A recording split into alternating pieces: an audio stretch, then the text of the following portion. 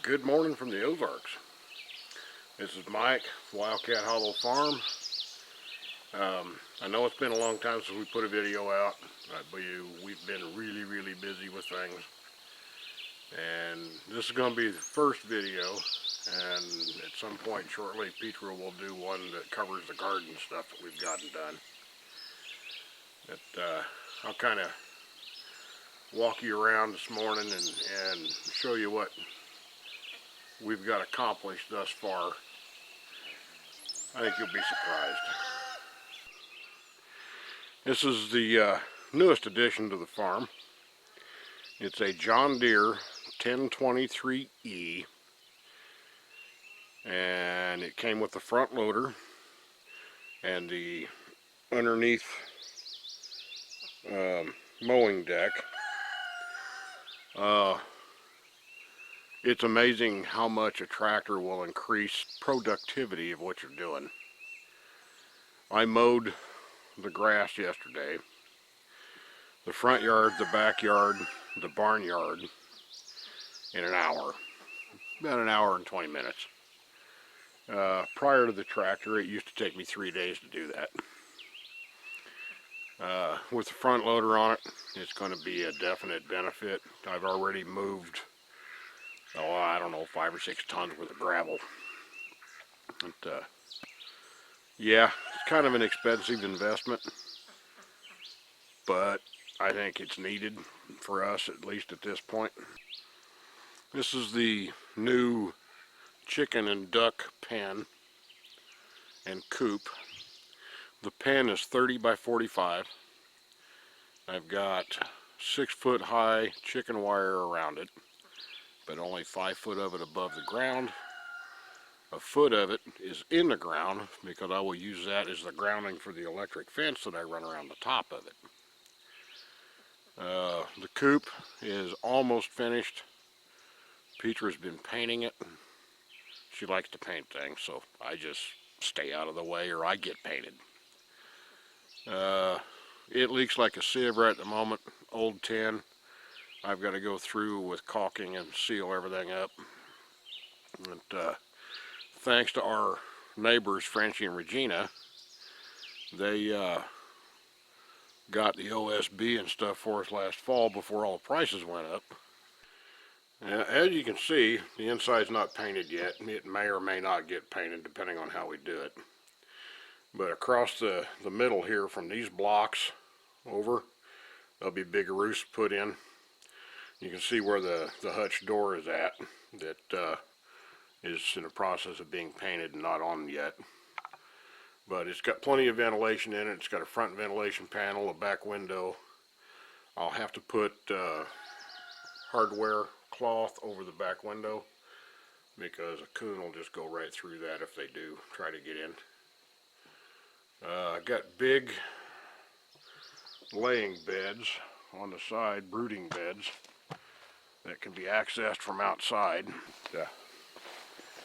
I got to put tin over the top of this yet, keep the water down. But big beds, people will, and these are 24 by 18, and yeah, they're exceptionally large egg beds.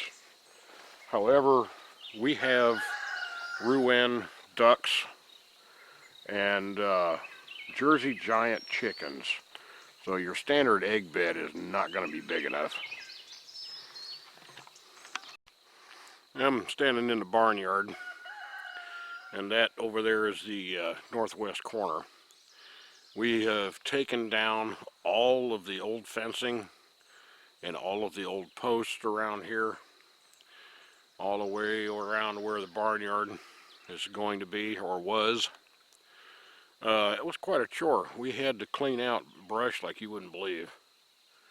Yeah, the old one of the old chicken buildings right here, I finally got tired of it standing, and I accidentally ran into it on purpose with the tractor bucket and pushed it over, so I can now take it apart. But it's just going to create more burn piles. We've got a burn pile over here. We've got like 1, 2, 3, 4, 5, 6 more burn piles of brush, and I'm waiting for them to dry out, and then I'll diesel them on a day we get rain and start burning them one at a time. I don't want to burn more than one at a time because, well, we're in national forest, and if it gets away from us, they won't like us much. And this is our Jersey Giant mama and her duckling babies. I did an experiment a while back. I put 6 eggs, duck eggs, underneath a broody hen. Well, we had 5 of them hatch. One of them died early on. He didn't hatch right. But she has 4 Rouen ducklings. She's almost a year old, and the ducklings are about a month and a half. And they're about as big as she is already. Okay, these little guys, it's from 2 different batches of incubation. They are crossbreeds. And the big ones are about a month and a half old. The small ones are about a month old. They're a cross between Gold Lace Cochin and Jersey Giant. And we're trying to establish a little sub-breed here. So we'll see how this goes, but they're actually really skittish, and at this point they can fly. And since we only have 3-foot chicken wire up around this little pen, I'm not going to push it because I'll have to chase them down again. Those are 18-foot eastern red cedar logs. They're not going to be turned into lumber. They are going to be the new posts for the deck over here. We're taking out all of these and taking the nasty deck off.